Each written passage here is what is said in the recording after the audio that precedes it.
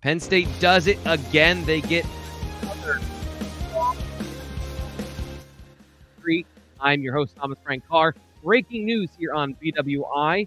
We have another commitment for Penn State football, this time Tony Rojas, the 4-star linebacker.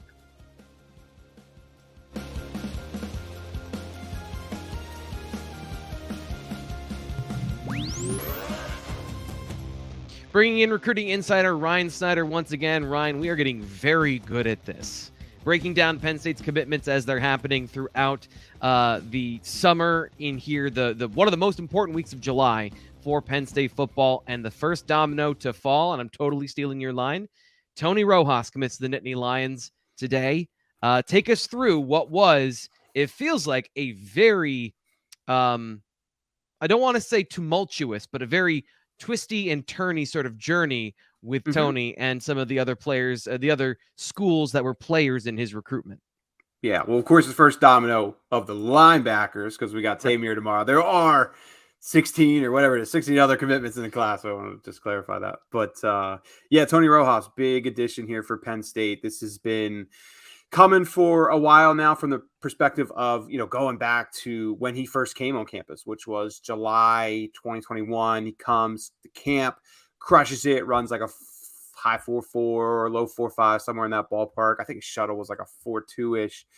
Just absolutely crushed it at that camp. And of course, that's not when the Penn State interest really picked up. I mean, it was when Penn State offered him, but not when necessarily he was leaning towards Penn State. It was really more so when he came back for the Auburn game. I believe it was the whiteout game. And really from that point forward, it felt like Penn State was his favorite. I mean, he even admitted in March that Penn State was the favorite when we met with him at the Under Armour camp down in Baltimore.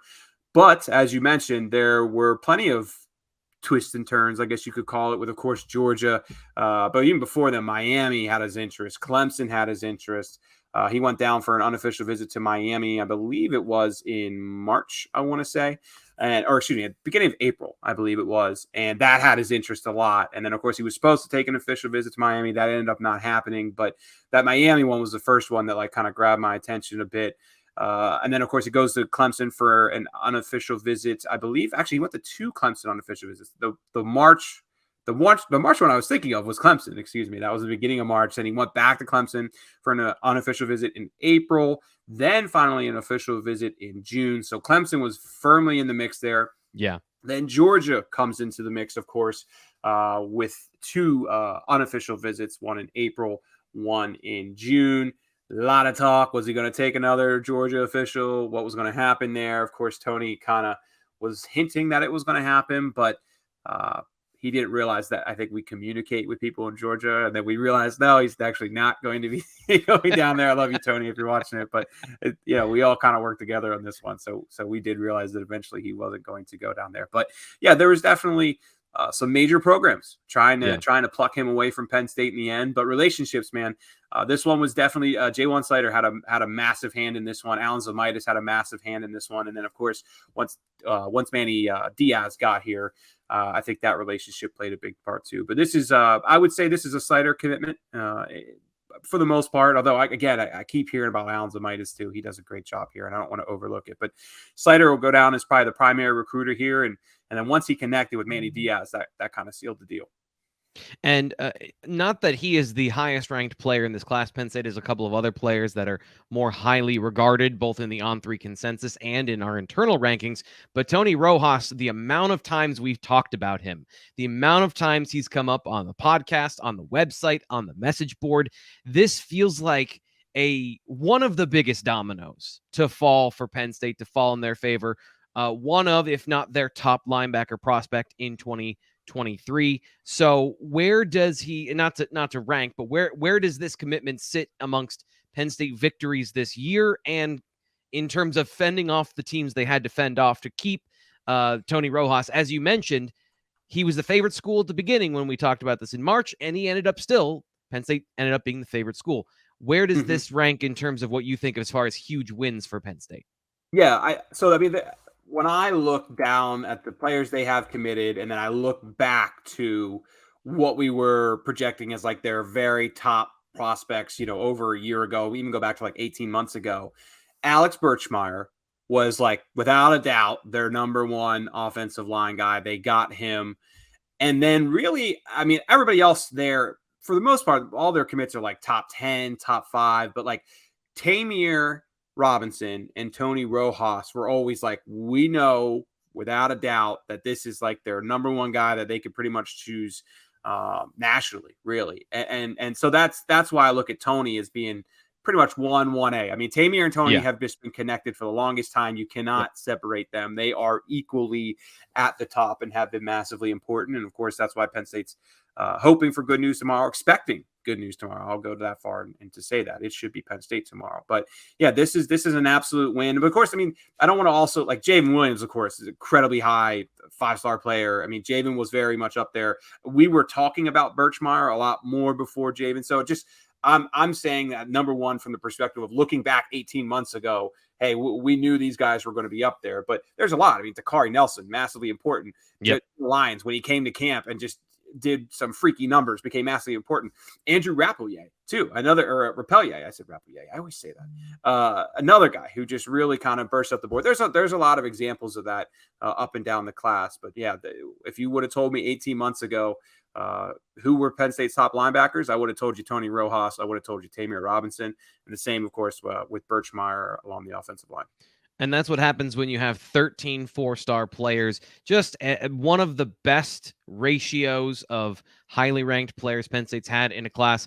And the 5-star thing is still to shake out with some of the players they have at the top of the draft, at the top of this class that you've talked about already. When it comes to some of the feedback about Tony, before we get into some of the film and his strengths and areas as a player, what stands out to you about Tony Rojas as a person or as the football player on the field for his team? I know you had a chance to speak to his coach. Yeah. Well, I would love to speak with Tony more. Come on, Tony. Like, let's catch up if you're watching this, man. Tony's not one to talk. I think I've done. Come join the daily. We'll have you on. Yeah. We'll have a hangout. I don't think we're getting Tony on the daily. I'll be honest with you on that one. I don't think that's happening. Tony, I mean, look, and that's fine. He's always made it clear he's just not into the media scene. But fun kid, man. I mean, that's whenever I've seen him in person. I think I've been around him twice now, 2 camps in person. Heck of a player. Like, when he gets on the field, absolutely, that's. He flips a switch and shines there. But he's fun too. A lot of the committed players in this class have been talking to me about their official visit with Tony and just getting to know him. And good personality guys. I think a good locker room guy, someone who likes to have fun, be one of the guys, but at the same time, you get on the field, flips a switch. So from that perspective, everybody speaks very highly of him. But I'd be lying if I said if I really, really knew Tony Rojas. But hopefully we can make it down for a game this season. I already got that Lake Braddock game in late October on the calendar. We'll see if we can make it work. Of course, I think that's like the night before the whiteout too. So that's going to be a very busy weekend. We'll see if we'll maybe shift that schedule around a little bit. But I definitely want to make that Lake Braddock game for Fairfax. That's always a big game for them. One of the most important, biggest, it's a huge commitment for Penn State football to get Tony Rojas in this class. And now let's see a little bit why. Let's see what he is in T. Frank's film. Go through some of his plays. Well, I think stands out from what I saw on film. And luckily, unlike the last time we did this with London Montgomery, there's actually film of Tony playing football on the internet, quite a bit. And I love a lot of the stuff on Tony Rojas's film. Let's start with the obvious. If you've watched his film, his huddle tape, he is hyper athletic, bouncy athlete. I love tightly packed, bouncy athletes that just spring into action. Explosiveness. He's got a great frame for a guy who's 6'2", maybe 200 pounds. Looks like he can be a fully formed Big Ten linebacker. If we're talking about full-size linebackers, as if you want them to be 240, 245. I don't think he's that guy, but he can absolutely be the prototype of a modern linebacker, a chase player. This is the typical will linebacker that Penn State's looking for, a guy that can run, he's explosive, and he plays defensive end. So once again, he has those pass rushing skills. He has that run defense, that natural ability to take on blocks because he played on the line of scrimmage. So hyper athletic guy that can play in space, and you can see even if he doesn't have that, many snaps at linebacker because he played defensive end for his high school. Now, the next thing that I love this, and this is something I was worried about. let's go to an area of development here that I want to see from him, is that despite the fact that he's got a big frame and despite the fact that he is this hyper athletic player, he's not overly strong at the point of contact. This is not a guy like Keon Wiley last offseason when you saw him playing out of position that just naturally knew how to take on, he's a defensive end, plays with really great strength and plays through blocks and almost ignores them on the way to the football. Tony runs around a lot of blocks. And that's one of my concerns when you look at a guy who is so fast and he is so athletic, he can get away with doing things at the high school level that probably are not great technique or probably are not the most efficient path to the football. I'm always concerned when guys do that. Are they going to do that at the next level? Are they going to get themselves out of position thinking they're going to out-athlete everybody once the competition raises to their level? Here's the good thing, though. He plays running back, and I love, you see these moments where he does engage, and I see the toughness. I see the desire for contact. I see the power, the speed to power. I love this stuff because that makes me feel better knowing he has it in him and he's able to do it and he plays with violence. And if you watch his highlight tape, some of the hits he gets on poor running backs when he's able to get down and explode through them, or as a running back here finishing these plays, I love watching these because it makes me know, I feel more confident that he's going to be that all-around player that isn't going to be, I don't think any football player is soft, but a guy that does not relish contact or that tries to defeat contact in a different way, I don't think Tony's going to be that guy.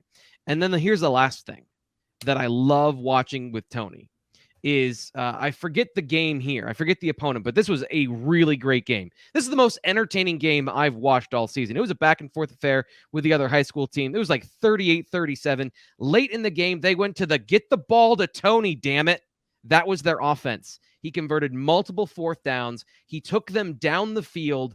You see here, the explosiveness is the running back. In late game situations when it's all on him, he delivered. And not every guy, even high 4-star guys, they don't do this all the time. And like that run is not super indicative of who he is generally as a running back, but when he turns it on here, you can see he turns it on. So all of that makes me think he is everything we've built him up to be. He is a true top 100, 125 player in the nation, somebody who's going to be that complete will linebacker when he gets bigger and stronger at the next level. And I'm excited to see what sort of athlete he becomes once he gets into Penn State's strength and conditioning program, because then the sky is the limit for Tony Rojas. I think that's Lake Braddock. Yes. That game you were just showing there, which yes. is the one I'm trying to attend this year. That's their rival, right? Yeah, I mean, I don't know if it's true. I can't pretend I know Fairfax High School all that well, okay. But I just know Lake Braddock's always a very competitive team. Matt Sanalato was from there back in the day, one of Penn State's wide receivers from throwback name. Matt, if you're watching, how's it going, buddy? But yeah, that's the game I'm trying to attend this year. West Potomac's another one. We'll see, but that's the game that'll be very competitive this year. The reason I ask it's their rival because that game was intense. That game was nobody wanted to lose it. Everyone was playing their guts out, and in that situation, I loved watching Tony take over. And I think that's indicative of special football players. Anything before we get out of here on Tony Rojas?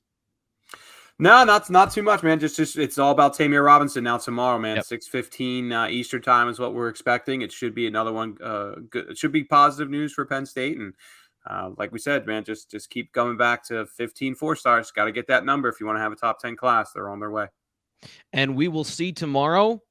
Check out. I think the announcement is like 6:15, you said. So, as soon as that happens, we'll be here on YouTube. If it's good news for Penn State, breaking down Tamir Robinson, if he's the next commitment in the class of 2023. I'm your host, Thomas Frank Carr, film analyst for Blue White Illustrated. He's recruiting insider Ryan Snyder, bringing you all the in-depth information for Penn State football commits in the class of 2023. Hit subscribe on your YouTube channel so you don't miss anything.